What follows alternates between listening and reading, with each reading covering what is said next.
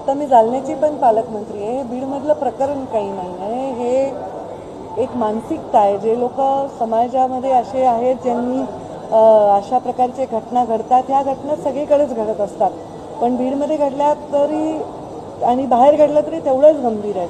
तर मला असं वाटतं की त्या घटना चुकीच्या आहेत. पोलीस प्रशासन आपलं काम करते, स्वतः पालकमंत्री त्याच्यात लक्ष घालत आहेत. त्यांनी पण स्वतः बाईट दिलेला आहे. अजित पवारांनी कालच सांगितलं अजितदादांनी की आम्ही कडक कारवाई करू.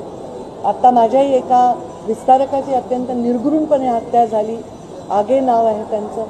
गंभीर विषय आहेत आणि एक ओव्हरऑल मानसिकता आहे, त्याच्यावरच एक मला वाटतं लढाईची आवश्यकता प्रशासनाला आहे असं दिसतंय.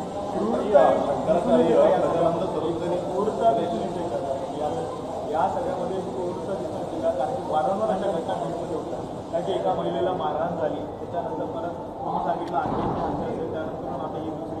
नाही, तर मी सांगितलं ना की जालन्यामध्ये मी पालकमंत्री अशा अनेक घटना घडतात सगळीकडे, त्याच्यावर कडक कारवाई पण होते. आता ही मानसिक विकृती आहे.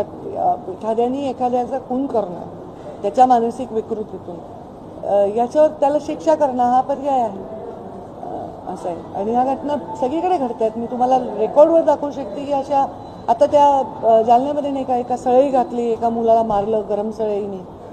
आत्ता 2-3 लोक वेगवेगळ्या पद्धतीने मला भेटतात जाताना. या घटना सगळीकडे मानसिकता वाईट असणाऱ्या लोकांकडे फोकस न करता त्या मानसिकतेच्या लोकांना शासन करून चांगल्या ठिकाणी फोकस करण्याची आवश्यकता आहे.